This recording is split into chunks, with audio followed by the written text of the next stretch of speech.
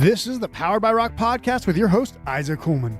You're about to discover the most entertaining rock music podcast on the planet, filled with the best stories straight from rock musicians from all over the world. Rock music isn't dead, it's getting better and better. It's time to start paying attention again. With that said, let's get this party started. The mountain's gonna rise and fall by me.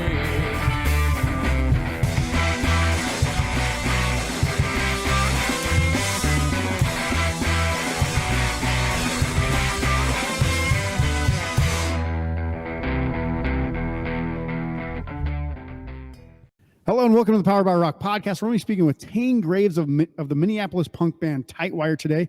Tightwire released their second album, full-length album that is, called Headful of Snakes in June of this year, and is an awesome, absolutely awesome Ramones-core meets, I would say, the Descendents banger with 12 songs coming in at just 18 minutes. Very reminiscent of some of the Descendents, 1 minute kind of pop punk legendary songs. It's short, but it is chock full of every emotion balanced with catchy melodies and uptempo pop punk. The band has played and toured with some big name acts like the Dillinger 4 or Dillinger 4. I don't know if they have a the there. I always say it without it, and Teenage Bottlerocket. They've had some lineup changes over the years, as well as changing their name entirely upon being signed to Red Scare Industries. If you like punk music and you do not know of Tightwire, well, fuck me, you're in luck because today is your day. Hey, Tane, welcome to the show. Thank you so much, Isaac. Thanks for having me on. This is awesome. Yeah. So hopefully I introduced you properly. I mean, I was. Yeah, that was the best intro I think I've gotten so far on any sort of podcasting experience that I've had. Well, most people don't. They're just like, hey, what's your band name? And it's like, fuck, I don't want to talk about my band name. That's the dumbest shit. It says on our website, we don't give a fuck about the band name. But yeah, anyway.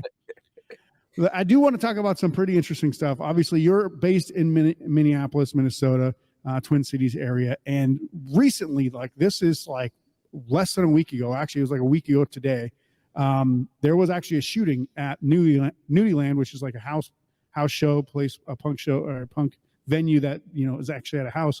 Two people randomly came and just started shooting upon random people there, and you actually told me that your partner was at the show and happened to just leave shortly before it happened.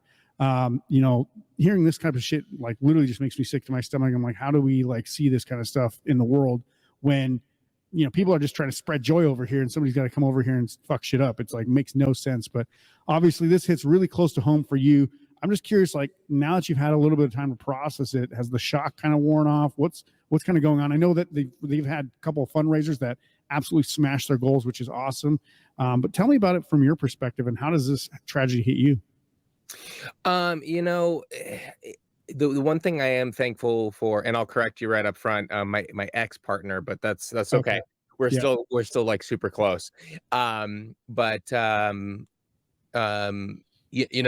me, it's just shocking that something like that could even happen. And the more I've been reading about it, so I don't live in the Twin Cities currently. I live kind of in the middle of nowhere in South Dakota, which sucks, but you're in South Dakota now. Okay. Yeah, that's a different story. Yeah. My ex-partner, like I said, and I had some really close friends there. Funny enough, who were just in town for the night visiting and hanging at that show. Luckily nobody that I was really close with was hurt or anything like that. But I mean, it's a terrifying, I think, it's a terrifying thought that, I mean, I've been to a million shows, house shows, regular shows, people at our shows, no one's patting these people down. Anybody could bring a gun to any of the shows that we've ever played. Thankfully, if someone has, they've never pulled it out, but it's just one of those things that I think, at least for a while, is going to be on my mind when we're out playing shows. It's tragic that someone lost their life. I don't know the follow-up details on the person who was in critical condition. I'm assuming since I haven't read anything that they are probably doing better. Yeah. And maybe it's not as life-threatening at this point, but you know, it's it's terrifying and it's sad. And from everything I've read, a lot of signs point to the fact that it might have been like a targeted thing, because I know Nudieland, well, I'd never been to the house. I was familiar with it, and they definitely play a huge part in like the queer community. Mhm. And they're, you know, everything that I'm reading and hearing from friends is that it was probably a targeted event. So like an act against the LGBTQ, community and everything. Exactly, yeah. Yeah. Which, you know, is just a whole nother thing that just makes it even more sad. Yeah. But yeah, I don't know, you know, I'm grateful that the people that I love and that I'm close to that were there all got away safely. And my heart goes out to, you know, anybody who was close to the person that got killed. And I do believe they have upped the GoFundMe for certain people's medical bills. Yeah. And I do believe you can still go and donate. And if you're looking for how to go there to donate, the GoFundMe is in our link tree on our band's on all of our social medias. Yeah. Yeah. We'll definitely add a couple of links underneath the episode for this episode as well. So anybody who wants to take some action, help out. Obviously, this is not, unfortunately, it's not an isolated event in America where people get shot for doing absolutely everyday things. You could be grocery shopping, you could be going to school, you could be, going to church, whatever. Anything that has anything to do with people gathering in large groups of, 20 or more seems to be a potential, hazard for gun-related incidents, which, when people are just trying to have a good time or, let off steam, especially, you go out on a Friday night, you worked all week and, work sucks, right? So fuck it. Then you go and then you get shot at a freaking house show. It's like, I can't even imagine what that would be like. I don't go to house shows. I'm a bit too old for house shows these days, but I mean, think about living in North Dakota when I grew up in high school. There were farm kids that carried guns in their trucks, right? Like at any point, if they just wanted to cause shit, they could have just come over and started shooting at house shows. That would have been freaking insane. But it's something that absolutely could happen anywhere. So obviously, if you are out and about, I wouldn't say be afraid and be living in fear all the time, but at the same time, you just be aware of your surroundings. And, if something starts going down, be prepared to like get out of the situation as fast as possible for sure. Cause it's never a good thing when, guns and fun, or especially alcohol, or, even this one wasn't even like related to like a fight or anything. It was just like these people came in and just started shooting. But, things can go wrong even just when good people are around each other, right? So just be prepared to like get out of a situation if you think it seems like it's a bad situation. But speaking of bad situations, there for a while, I mean, obviously, last time we spoke was in 2021, and I bought you a beer. We were drinking what you guys had played for Teenage Bottlerocket, and I was like, you guys are fucking awesome. I'd heard your music before, but I'd never seen you live, and this was like literally the first show that I went to after the pandemic. And you guys came to Vegas with Teenage Bottlerocket. I think the Last Gang was on that bill as well. So it was a pretty cool show. Little did I know that, now I know, but you're a recovering alcoholic. You're also a recovering addict. You're sober now. So let's talk about this journey. And, a lot of people back in the day, 10 years ago, even maybe 5 years ago, maybe less, right? Since before the pandemic, but people used to think that if you're not drinking, not on drugs, you weren't a good musician, right? Like it was kind of part of the stigma, like, oh, once this person kicked that habit, now their band's not good anymore. They can't write good music or whatever. Have you ever heard of like that kind of sentiment? I mean, obviously it's totally different now. There's tons of people like getting sober, but did that ever like did that ever play into the rock and roll kind of status or what you felt you had to do as like an artist, and how are you feeling about the recovery part so far?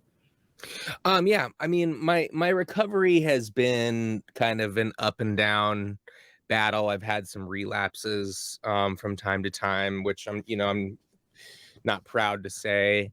But especially in the beginning, that tour where I met you in Vegas, that was kind of like the last straw. Yeah. When I got home from that tour, I went to rehab very shortly after, like maybe 6 or 7 days after. Um, but yeah, I struggled with it uh because right when I got out of rehab, we actually finished the last few shows of that Teenage Bottlerocket tour, because the last like week had to be rescheduled because we all ended up getting COVID. Yeah. Um, Probably from Vegas. Don't worry about that. no. But yeah, so immediately I got out, and it's just freshly sober. And then I already go back out on the road, and well, that was fine. Like, I managed that pretty well.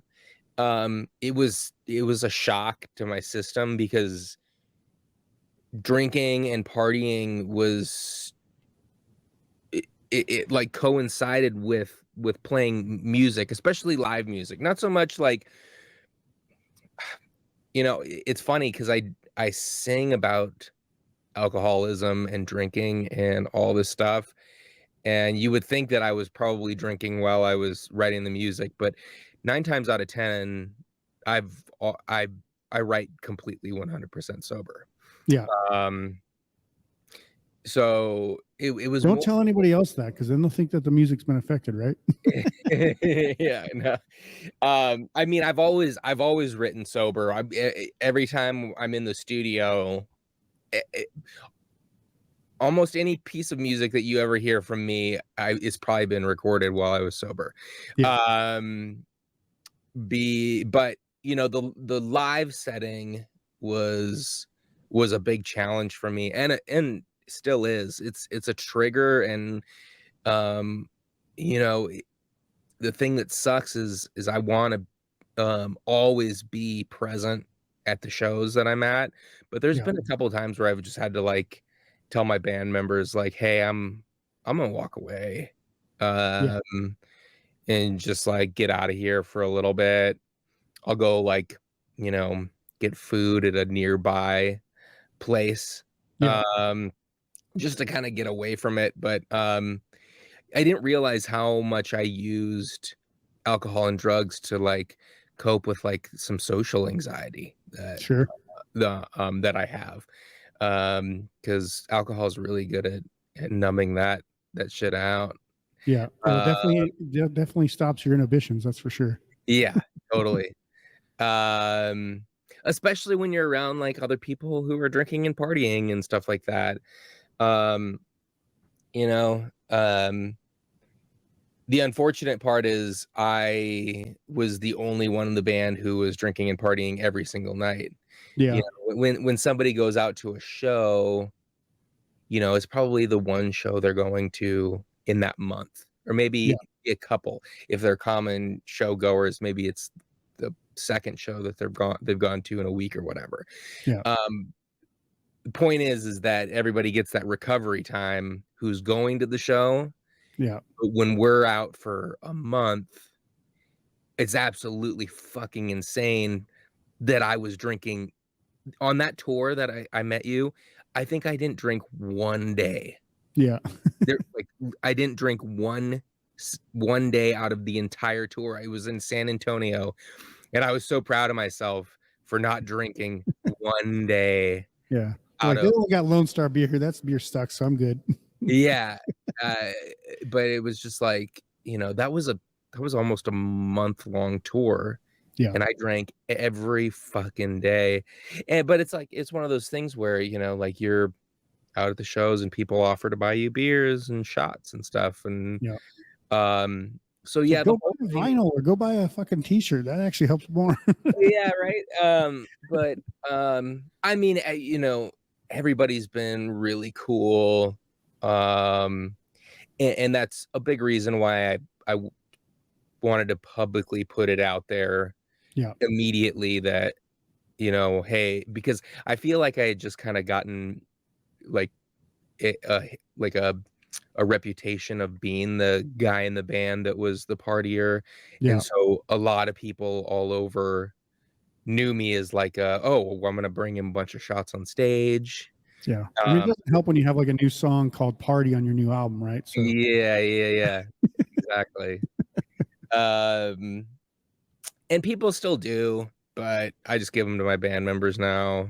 yeah. Half the time they just don't get taken, but and I've relapsed since then, and I've drank at shows, so it's probably pretty confusing for anybody who knows me as being sober, who saw me drink in the last like 6 months at a show. Um, Currently I'm doing really well. It's good. Got a lot of sober time, or a decent amount under my belt right now. Um, but yeah, no, it's still a challenge. It's I mean, I spent 10 years drinking and partying at shows.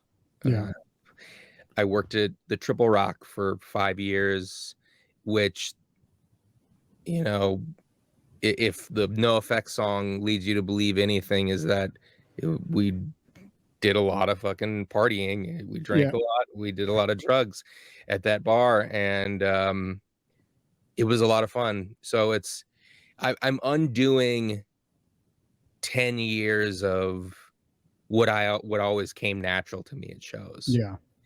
which was drinking and partying. Yeah. Um, so it's taken some time to acclimate, but that's been really the biggest challenge, I guess, in my everyday life. You know, like I said, I live in the middle of nowhere. Um, I don't have no problem not drinking here, Yeah. uh, because it would just be sad and lonely. Yeah. And I It's a lot easier not to drink when you're by yourself than when you're with a bunch of friends who want to go drink. yeah, I mean, in certain cases, you know, I just have always refused to be that kind of alcoholic that's like drinking by themselves Yeah. alone constantly. So Yeah, I yeah. feel like that's kind of a Midwest thing too, because like I said, I grew up in North Dakota, and I never drank unless I was with other people, and I still don't drink. Like I won't drink beer for dinner. Like for example, I won't like just start drinking whiskey for no reason. Like I'm 41, like I could absolutely drink anytime I want, but I feel like there's a certain level of like loneliness or something like depression that goes along with drinking. I don't know. Like if you're using alcohol to kill stress, that's one thing. Like I always used it just to have fun. Like you said, like, lower your inhibitions so you can actually go out and talk to people, so you can actually do more stuff at a show, or, at a party, or just interacting with more people. It's not that I'm like socially not confident. It's just like, it's like, if everybody else is drinking and you're not, it kind of feels like you're the boring one, or like they're the annoying ones, right? So like there's this contention all the time. So then there's kind of like pressure, like join in, but it's like you don't have to, but sometimes it's more fun to, right? So like that is the power of alcohol, which sucks, but it's also why people drink, right? It's like, it's absolutely damaging to your body, your mind, and your soul, but you know, life is short and might as well have some fun during it. So like, I don't blame you for like, obviously stopping. It's one of those things that, at a certain point, everyone's going to reach their limit. You can't drink until you can drink until you're like 90, but you probably will slow down or stop at some point, just because your body's saying you're going to have to stop this shit. It's too much. Yeah. So did you have like that point where like you knew like, did you like have a moment, or was it just like you just felt burnt out from after that tour? No, I had a ton of moments. I had a ton of moments on that tour. Just it funny enough, like I when you go to inpatient treatment, a lot of times they'll take all your vitals and they'll do blood work and tell you where you're at and stuff. And funny enough, like for the amount I was drinking, which was a crazy amount, they were like, dude, your liver levels and everything is so good They're Yeah. like, we would never be able to tell that you drank this much. Yeah. And I have to assume that it's probably because I have a really long history of alcoholism. So maybe through generations we've built up our ability to The drink. Caucasian drinking evolution. Yeah, exactly. Our livers have just fucking turned to like fucking iron. Yeah. Um, but it was my mental health. My mental health was just dog shit. Yeah. And I was just exhausted, and you know, not that I'd become violent or anything like that, because I wasn't, but I just wasn't fun. Like it stopped being fun to be Yeah. around me, and and you know, I'm very blessed with awesome band members um who don't, bullshit with me, but also put up with a lot of my shit, or at least they Are did you back. saying that as a lead singer in a rock band, you have some ego problems? It's not even ego problems. I was just fucking I was just, dude, even that night, like, and this is way behind the scenes stuff, but like even that night, like I think after that show, I went and just fucked off on my own, and my band couldn't find me, and I was at, like, the Flamingo till, like, 4 in the fucking morning, Yeah. because I was fucking wasted at that show, um, and, like, that's, that's the one thing that I'm the most grateful for, is that I actually remember leaving venues now, and I actually help my band, like, load the van, Yeah. and if everybody else wants to party that night, like, um, and yeah, kind of going back to what you were saying, like, it's not fun being sober and talking to a bunch of drunk people, Yeah. but at this point, I kind of take it as like, well, you kind of deserve this, because you were definitely that guy to a lot of people who were Yeah. probably just having 1 or 2 beers and then trying to come up to the merch table and talk to you, and I was probably fucking shit-faced, being like, "Ah, this is so cool, man." You know? And I've also run into a million times where I don't remember meeting someone, but Sure. we obviously shared a moment, and it just feels so lame to be like, I don't remember a moment, I was probably wasted." Yeah. Like, it really takes, like, a lot of the fun, in the first place, of traveling around playing music, which is meeting new people. It Yeah. really, like, destroys that moment, and I've had that happen a few times, so, um, it's a lot of little things that just built up over time, Yeah. um, and it just came to a breaking point where I was like, "Dude, this is never gonna get better unless I just fucking stop." Yeah.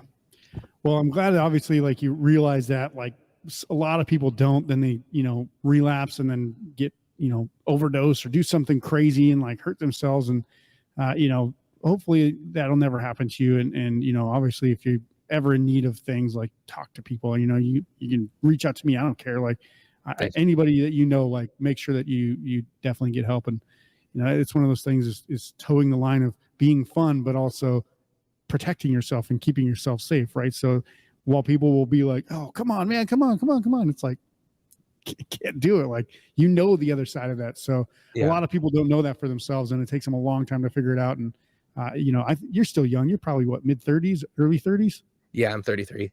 Yeah. So yeah, you're still young. I mean, 41 is still young to a lot of people, but a lot of people wait till they're like 45, 50 to like really start to take control of like alcoholism and drug addiction and stuff like that. So, you're doing it well into an early life, which leads to better things later. Yeah. And Ray from Teenage Bottlerocket, he doesn't drink anymore. He was on the show last season. I was like shocked because, those guys are known for being, high profile partiers, especially Cody. But, obviously going on tour, you can just hang out with Ray and watch all the other people be idiots. Yeah. Well, I mean, like, even on that tour, like Ray wasn't drinking. I don't think Miguel was drinking because he had just had another child. Yeah. Um, and so he chilled out too. And then my band, Noelle's never drank a sip of alcohol in her entire life. Yeah. And Paul and Parker can kind of take it or leave it. Yeah. So that was another thing is like, while I was socially getting wasted, in my crew of people that we were touring with, I was out of fucking control. Yeah. You were the outlier. Yeah. So like, I was getting drunk with like all the people attending the shows, but I was the only one getting like wasted. Yeah. And so like that, that was another reason. Like Yeah. that And I know whole the tour, Last Gang, they're not big drinkers. They'll drink, but they're not big drinkers or anything. yeah, no, I mean, the bassist is sober. Yeah. Yeah, no, I mean, nobody on that tour was a big partier. Um, except for me and all He's my like, you guys are all grown ups. I'm not there yet. yeah, right.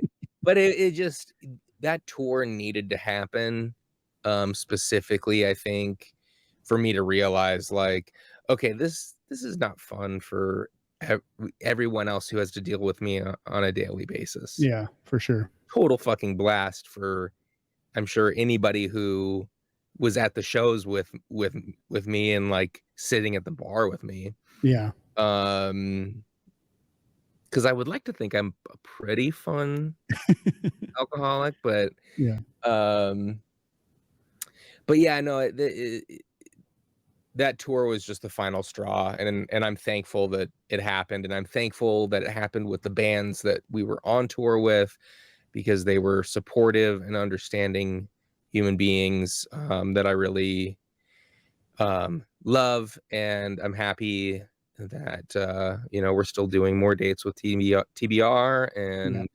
I was actually just talking to Samson, the drummer of Last Gang, yesterday. I think it was his birthday. So we Nice. were talking on the phone. But yeah, it was, it's, these things can end in such worse ways. Yeah. For You know, sure. you've ruined every relationship in your life. You've lost your job. You've gone to jail. Your liver is failing, Yeah. And so your moments in the music business don't last forever either. So like if you burn that out, you can't really get it back. yeah, exactly. So I'm just thankful that kind of all this stuff happened while I still have my health and my Yeah. friends and the people I love in my life. Yeah. So yeah, I'm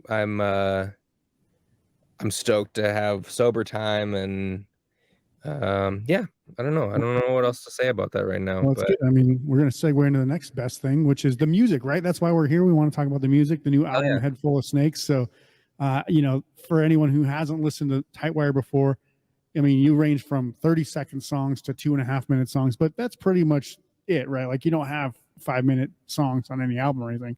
I think your first album was about 19 minutes. Your second album's 18 minutes. And I haven't heard all of your EP songs or singles, but I haven't heard one that's been 3 minutes yet, I don't think. Yeah, I think to date, the longest song that we play is a song called Spell on Me. I want to say it's 3 minutes and like 15 seconds. Yeah.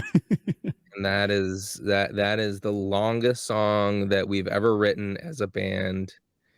And not even so much intentionally. It's I just get bored of songs. Yeah. I want, I guess, this project in particular, just being as Ramones-core as it is, it's just like, get to the point, get to the exact fun parts of the music, Yep. and then if you want to hear more of it, just hit repeat. Yeah. I'm a big repeat person with music. Yeah. Like if I find a song I love, dude, I'll go on a bike ride for 40 minutes and I'll listen to the same song. I'll just have that repeat on Spotify, and I'll like, dude, I just did it yesterday. I was like biking around and just listening to the same song over and over because like I just found it and it was so good. What Uh, was it called? it's this newer kind of like emo pop punk band called Like Roses. Okay. Yep. They're Um, actually playing here in Vegas oh soon. really? Yeah. You should go see them. I My think they're in Arizona, from Arizona or around the Southwest area. I don't know exactly where they're from, but yeah. yeah, a couple of them I think are from the um Maybe Salt Lake or something. I don't even know. Southern California. Okay. Is I that what it think is?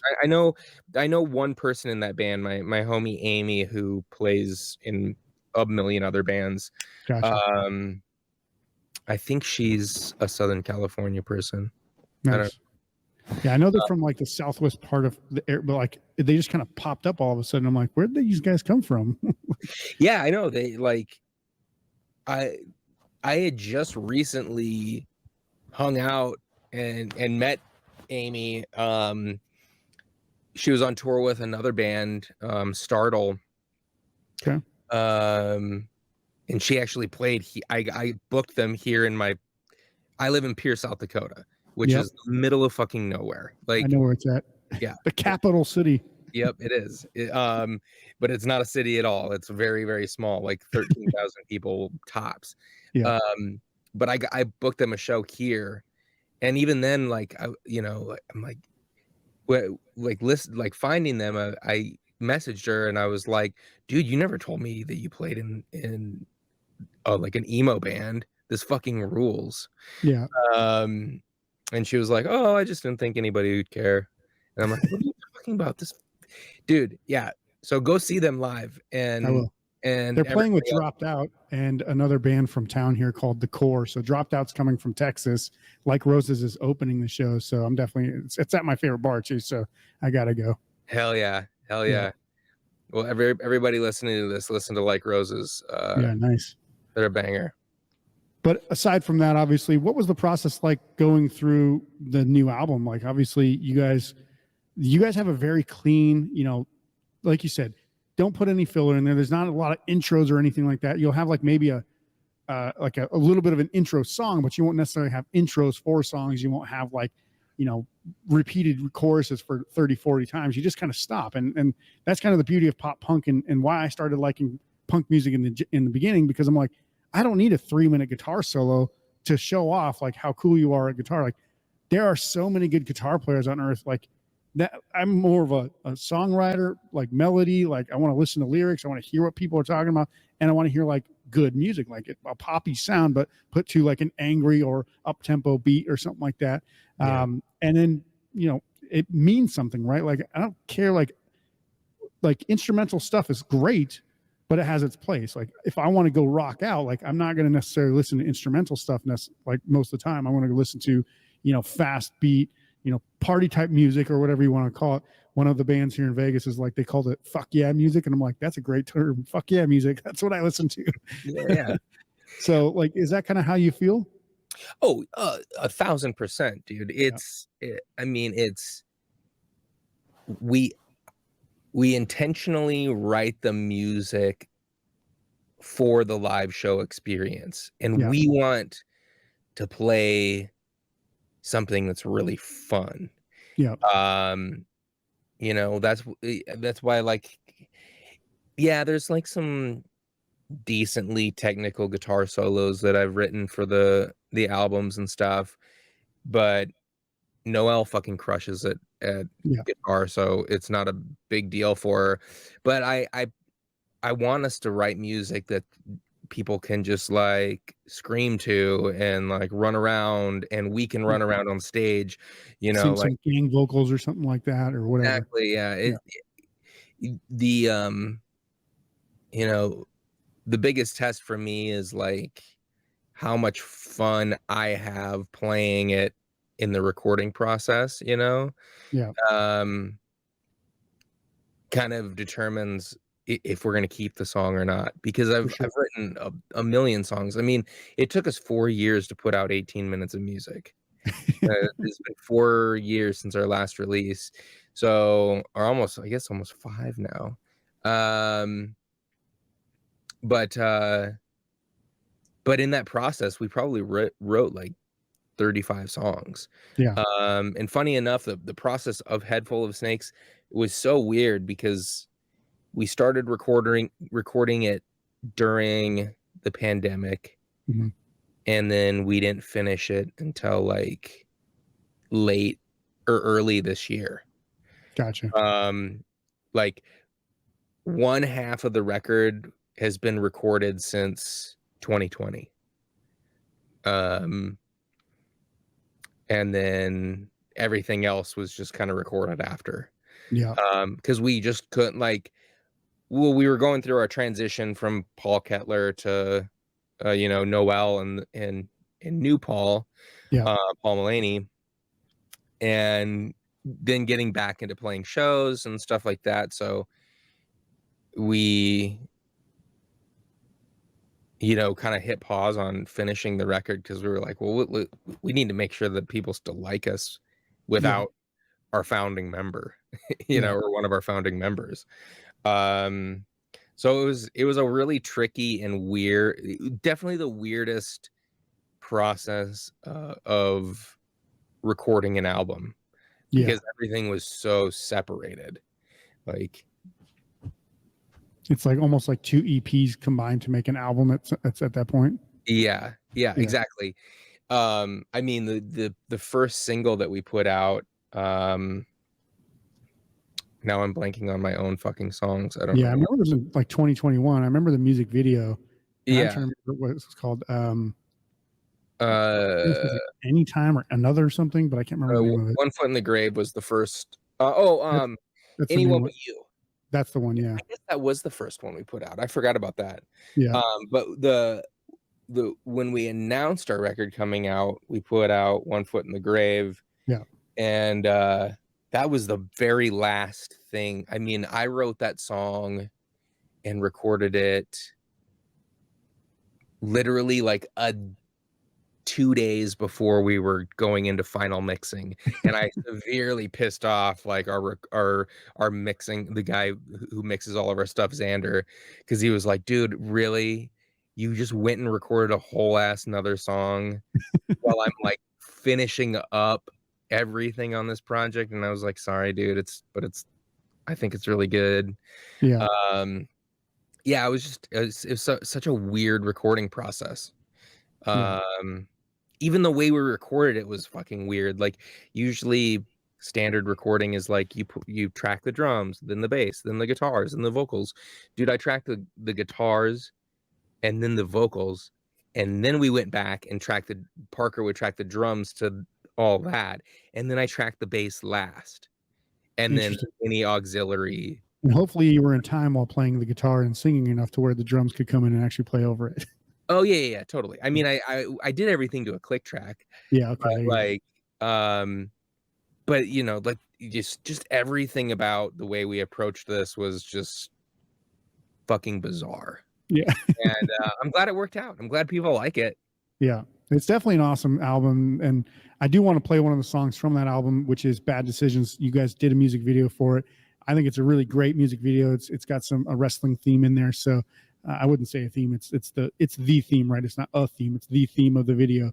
So I want to ask before, so like YouTube and Spotify doesn't take this down. So can I play this video so that people can see Tightwire's music video, Bad Decisions, while watching this episode? Oh, 1000%. Yes, please. Sweet. So we're going to come back right after this break. You guys are going to check out the new single from Tightwire called Bad Decisions. And we'll be back to bring Tane into the spotlight with some hot seat questions. That should be a lot of fun. We'll see you right after this.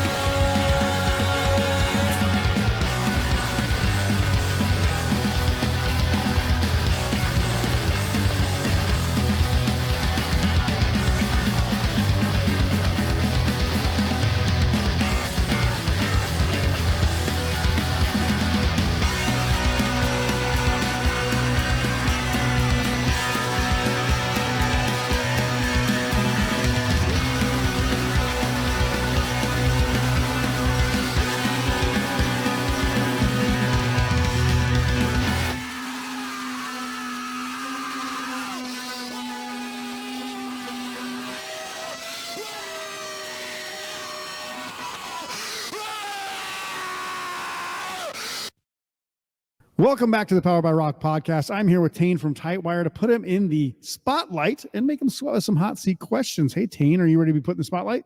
Yeah, I'm already partially sweating because I'm wearing this fucking sweatshirt on. I mean, it's still August. It's not that cold yet. All right. So this one's kind of a thing that you'll definitely know. You have played with a lot of bands, pretty well known in Midwest punk. But what band would you say was the most fun to play or tour with? To tour with is definitely Dillinger 4. Okay. I love those guys. They are absolutely the funnest band I've ever gotten to work with.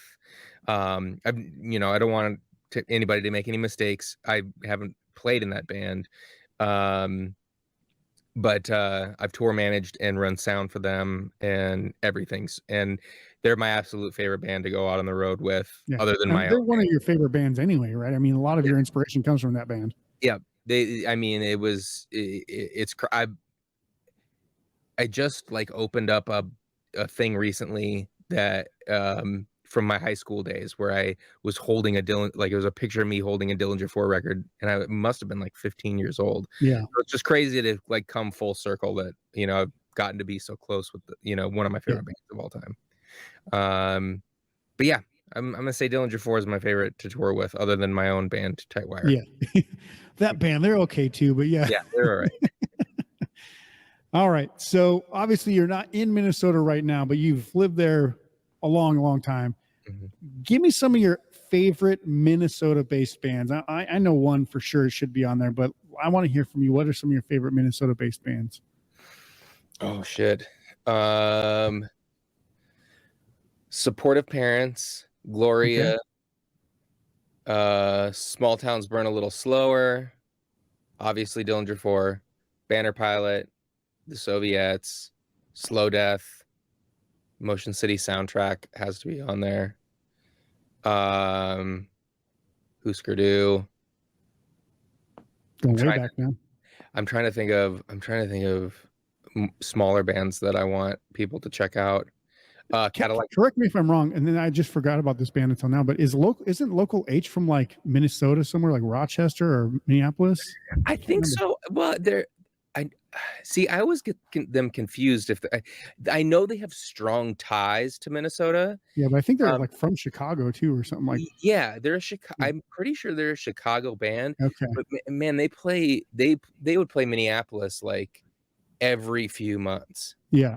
I remember they were one of the first bands to ever play like a COVID-friendly show during the quarantine. They like rented a theater outside of the Twin Cities, and that was like one of the first times I'd heard of a band doing like an outdoor, like spaced out show. Yeah. But I'm pretty sure they're known as a Chicago band. Yeah, I can never remember because I grew up knowing them from being in the Minnesota scene, but I was like, I don't think they ever were from there. I think they just played there all the time. Yeah. I'm pretty sure that's the way it goes. They're a Chicago band, but fucking love to play Minnesota. Yeah, and you did get mine, which is Banner Pilot. I mean, if anybody doesn't know Banner Pilot in that scene, they're fucking amazing. I just wish they would play more and put out more music. Yeah, we haven't heard anything from them. Like 3-4 years. Yeah, and now I'm blanking because their bass player has another band with Marin, who was in the Soviets. Okay. And then Dear Landlord, amazing. I guess kind of a Minnesota and Illinois band. Okay. But I'm gonna call them Minneapolis band because Dear Landlord. If you haven't listened to Dream Homes, that is like my perfect definition of a Midwest pop punk album. Okay. Is Dream Homes by Dear Landlord. Fucking awesome. Nice. Yeah, and that's all I got right now. Yeah, I mean that's a pretty exhaustive list. I mean, there's never like Minnesota's a pretty good. I mean, because Minneapolis has like 1 million people or whatever around there. It's hard to find good pockets of music in the Midwest, but Carbondale, Illinois, for some reason is a good one. Copyrights. Laramie, Wyoming / Colorado Springs, Colorado. That area is pretty good, and it's like Minneapolis is up there, obviously, but there's not a lot. Like Omaha, Nebraska, maybe, but like we're talking about going like states without like a big music scene, right? Yeah. So it's very interesting that it is known as one of the kind of like epicenters of good music in the Midwest. So it's kind of nice. Yeah. We've got Minneapolis, Chicago, and St. Louis, I guess, in that whole pocket of like, and then everything west of there, South Dakota, North Dakota is just states that you just fucking drive straight through. Yeah. But yeah. So this one's going to be a little weird for you, maybe, because I don't know what your take on sandwiches are, but this is a sandwich question. So I obviously, like I mentioned, I grew up in North Dakota, Mandan, North Dakota. So it's actually like a straight north drive from Pierre, I believe, because I almost actually ended up playing a show with MXPX in Pierre, South Dakota while I was in high school, but never happened because my two bandmates said they couldn't get the time off because it was on a school night. Punk ass bitches. But anyway, I grew up in North Dakota. We would travel to Minneapolis for our punk shows. Blink-182 played a couple times there, so we went there. There is a place on Lexington Avenue called Mavericks. It's a roast beef like type of like slow roast, like perfect sandwich shop. Part one of the question is, have you ever been to this sandwich shop? If I have, I don't remember it. Okay. But so I don't think you would have, because I think you would have remembered it. Yeah, God, I'm familiar with it. And anybody that listens to this that's from Minneapolis is probably going to be like, dude, what the fuck? You don't know any, like, you should know everything about Mavericks. Yeah. I don't think it's still there. It is, as far as I know. Like, I keep checking back every couple like really? years just to see if it's there. I'm like, holy fuck, like this, it's that good. I'm telling you, like this was in 1999 or 2000 was probably the last time I went to it, and it's still there. It was actually right next to a Subway. We were going to go to Subway, and the guy was like, come on in, like don't go there. And so we did, and I was like, holy fuck, this place is great. So if you haven't been, go.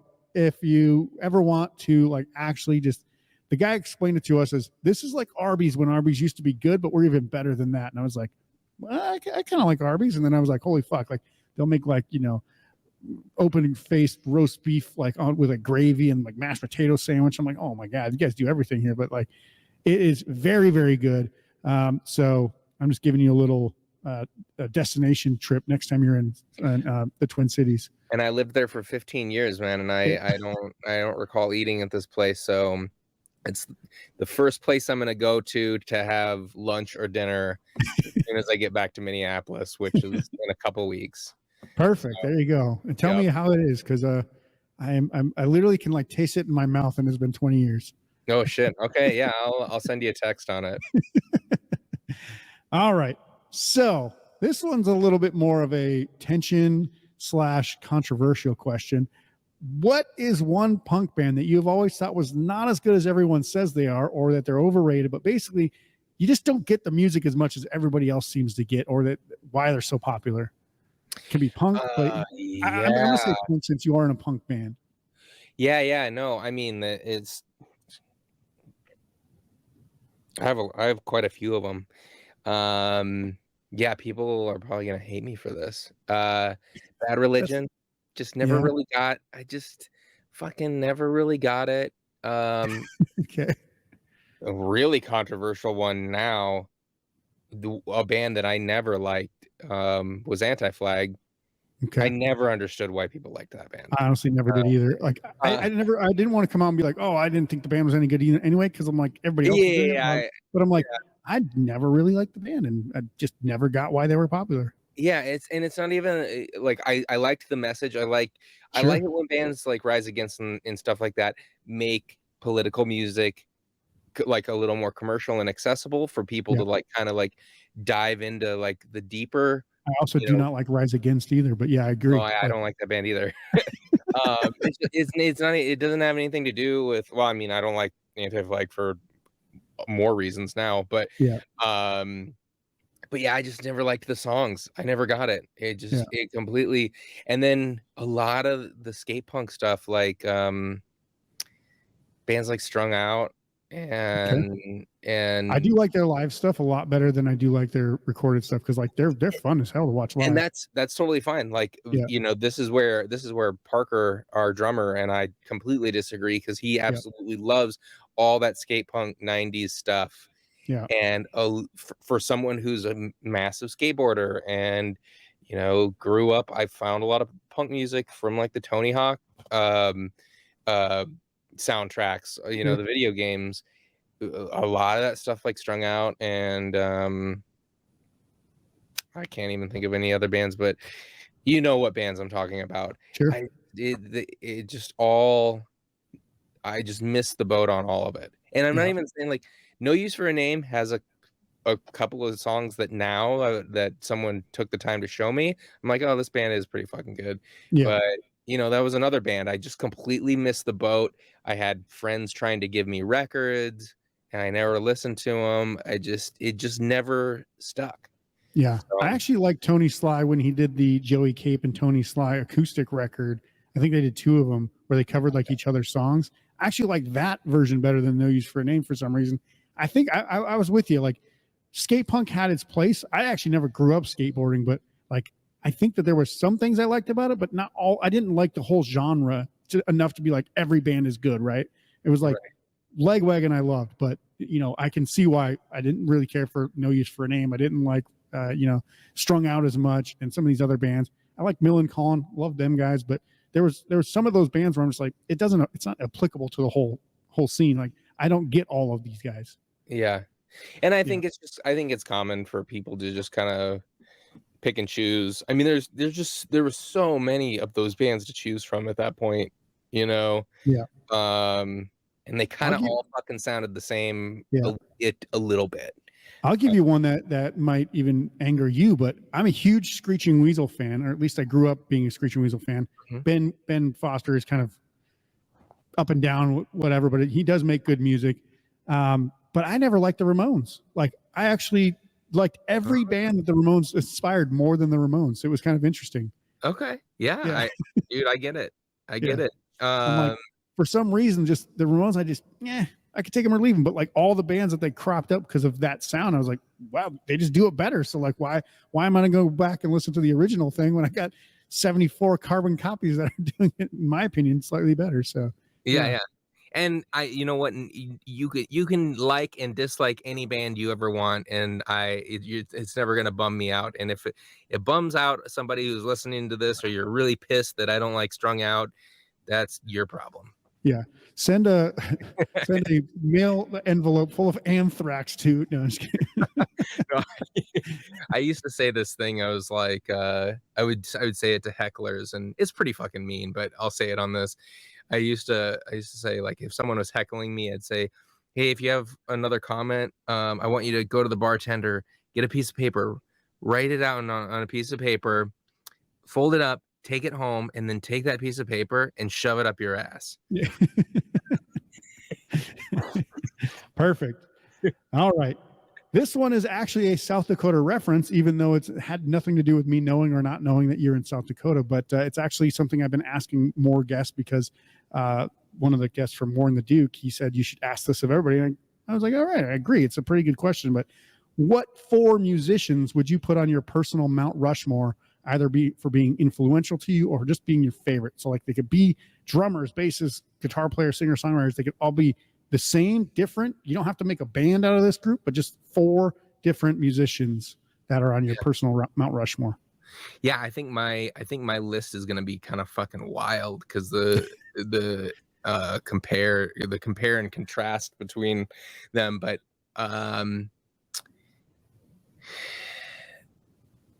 Patty Costello from Dillinger 4.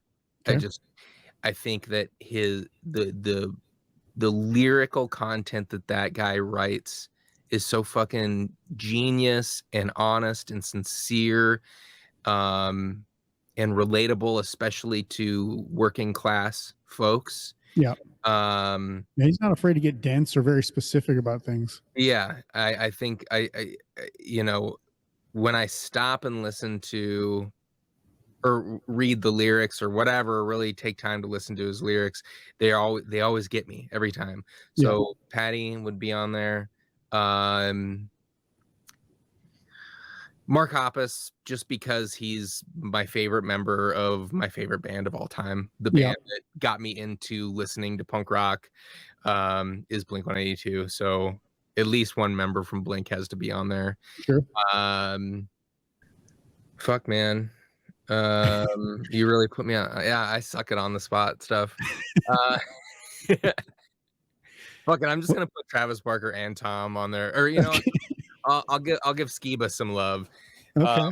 Oh no, we'll go Adam Willard and Matt Skiba Okay.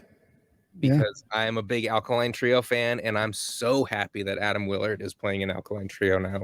Yeah, it's pretty interesting. I know, like, everybody's like, you know, oh, you can't, like, when Skiba joined Blink-182, everybody's like, oh, this isn't a good fit. I'm like, of course it is. Like, these guys have played together, they toured together, they know each other very well, and Matt Skiba's great, and so is Blink-182. So why is everybody so pissed off? And then when he left, everybody's like, oh, thank God, like the Skiba era is over. I'm like, what the fuck are you talking about? It was some of their best actual music. Yeah, I know, it was fucking awesome. I do have one little quick funny story. I met Adam Willard at Fest right after he was getting off stage with Against Me. And I was so nervous, and I think I was like super coked out or whatever. I don't know. But he was talking to somebody else, and I was like, hey, Adam, whenever you're done talking, can I just have a moment of your time? And he's like, yeah, sure. And he was very obviously in a rush. And so I just like kind of freaked out, and I was like, I just want to tell you that you're one of the most fun drummers to watch. I love all the music that you've ever been a part of. I love you. And he looked at me and he was like, okay. And then like, all right, see ya. And then I was like, oh my God, I accidentally told him I loved him. And it freaked him out. Like, no, sorry. I'm never gonna fix this. Never mind. You know what? I do love him. I love him as an artist. So Yeah. It wasn't a lie. It just his facial expression after I said that. Yeah. And I was just blurting shit out because I was like, I don't want to take up any of your time, but I want you to know that I think you're an awesome musician. Yeah. It was very awkward, and I hope that. And the weird thing with musicians and the music, right, is like you spend a lot more time with them, so you feel like you kind of know them, and they have no the fuck idea who you are, right? So it's like not a two-way street at all. Yeah. So it's very weird. That's why I like to do stuff like this, where it's like you can actually talk to somebody, they can talk to you, and then somebody else can watch our conversation, and be like, I do feel like I know this person a little bit better. You're not gonna know that person listening, but at least they'll know you better, right? And so it's not just the music. Like you need to hear from them speaking to like kind of get to know them, right? But it's definitely a one-way street, and it's very hard to like connect with somebody who you don't know, but they know you quite well, and it's like, holy fuck, this is a weird scenario. Like this is a weird start to a conversation. Yeah. I mean, I've been on the other side of that, not very often. But a couple of times people have come up and like brought up something that maybe I said on a podcast, or, you know, something that I said in an interview or whatever. And I'm like, how do you know this? Yeah. Oh, you did that podcast that one time. You listened to that? Like me, like, I'm just like, why would anybody listen to me? I'm an idiot. Yeah. So I think I've freaked people out on the other side of that, where I'm like, wait, you actually listen to that? And they're like, yeah, you put it out for people. You promoted it, you asshole. And it's just like, I'm so like self-deprecating that I'm just like, oh, you actually listen to that? Crazy. Yeah. Thanks, dude. Yeah, we'll see if Tane actually promotes this one. Who knows? Maybe he'll be like, oh, I will. Don't go listen to that shit. That's just me talking. No, I'm just kidding. We'll see what kind of things get brought up to you like 5 years later from this podcast, and see if you're like, what the fuck? Where'd you get that from? Like, how did you know that my roommate from college his name was whatever? Right. And I tend to be an open book on these, especially when it comes to like my sobriety stuff. And I'm just also just not afraid to dive into hard topics. So I'll reveal things that are quite personal to me, and then I'll forget that I revealed that. Yeah. And then people will come up and talk to me about it, and I'm like, how the fuck are you Nardwar? How the fuck do you know that? Oh, I did say that on a podcast. Tapping my phone? What's happening right now? Did my information get leaked online? I don't get Yeah, it. exactly, dude. All right. So the spotlight is off. Obviously, thank you so much for answering those questions. Hopefully you enjoyed them and you weren't sweating too much. A little bit on the Mount Rushmore thing, but you kind of pulled it through in the end. We got some more. We'll take a quick break, but we got some more with Tane from Tightwire to kind of wrap everything up and talk about what's happening with Tightwire for the rest of the year. We'll come back right after this. Running your own music career is incredibly difficult. Trying to get people to like, share, comment, listen, follow, it's all just overwhelming. Most musicians give up before they ever achieve success, and that's the worst. If you're looking for a better way to grow your music career, head to DIYrockcareer.com for some absolutely free training. It costs you nothing, and it could be the difference between hitting your goals and quitting your dream. Go to DIYrockcareer.com today by clicking the link below this episode. Welcome back to the Powered by Rock podcast. Let's talk about Tightwire. Obviously, speaking with Tane from Tightwire here, let's talk about what Tightwire has coming up this year. I know you guys actually, I think the funny thing about this episode is going to literally come out the day after your tour with Teenage Bottlerocket, but hopefully people will have checked it out and then, hey, let's go see what Tane from Tightwire has to say. Now I've seen him on the road, but talk about the shows you got coming up. Talk about what else you guys got coming up for the rest of the year. Yeah. So dude, really all it is doing podcasts and going out and playing live. So like you said, we're going out with Teenage Bottlerocket. We're doing like kind of an upper East Coast run, starting in Toledo, Ohio, and working our way out to Boston. It's gonna be our first time ever playing in Boston. Nice. Which I lived in Boston for a while, so that's kind of crazy for me. We'll hit all the regular spots like Pittsburgh, New York City, all those places. So that's all gonna be in September. You can find all that information on our website or any of our social medias, and then we'll be doing a very short run through the Midwest to the South on our way to Fest. We'll be playing with Billy Liar, who is also a Red Scare Industries person. And those dates have not been released yet, but you can find them again at all of our stuff. And then on the way back, we'll be playing a couple of shows. I mean, we're playing Fest, which is great. Yeah. End of October from memory, right? Like 28th or 30th or something like that. Yeah. Yep. Yeah. Exactly. And we're playing 3 sets at Fest. So we have, maybe I shouldn't have revealed that. Whatever. Who cares? This won't come out for a month, so by then hopefully it'll be out anyway. Yeah, so. We're playing a secret set, we're playing an acoustic set, and then we're playing our main set. So you have plenty of time to see us at Fest. And then we're playing some shows with Make War on the way back home. Nice. Very cool. Yeah. And then obviously you're promoting the album Headful of Snakes, which came out June. So are you guys going to be, you guys have like vinyl with you and stuff like that? Or how is the actual like promotion of that and distribution of that going? Yeah. It's going really well. Like I said, I'm surprised that so many people I'm happy that so many people like it.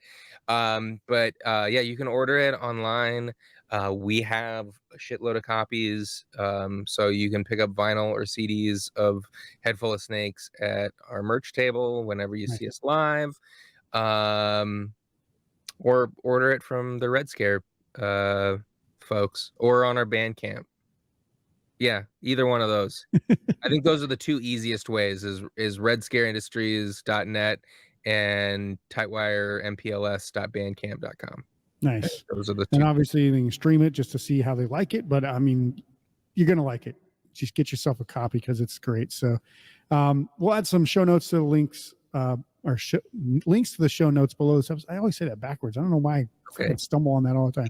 We'll add some links to the show notes below this episode. Do you have any other like shout outs or any plugs you want to give before we go today?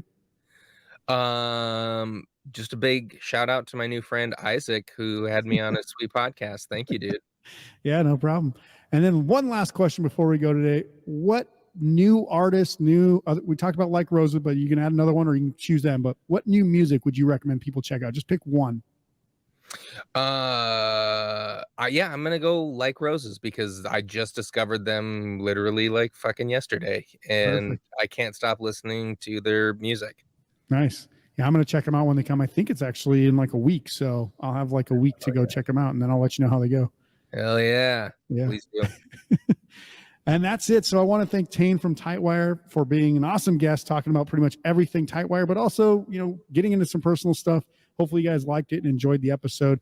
Obviously, there will be links to all of Tightwire stuff in our show notes below this episode. So if you want to check out a merch, the album, whatever you want to buy, go check it out. Follow them on social media. Go see them in person if they're anywhere near you, because they are a lot of fun to watch. Even if Tane's not drinking anymore, he's still a lot of fun. He's a good guy. And then remember, guys, the Powered by Rock podcast is powered by our listeners. To show us some support, please be sure to subscribe and share the podcast on social media. You can see the full video interview on our YouTube channel and Spotify now as well. If you want to check out some of our awesome content, our merch, our gear, head to poweredbyrock.com to see what's good there. That's our show for today. I'll see you soon for the next episode. Until then, rock on.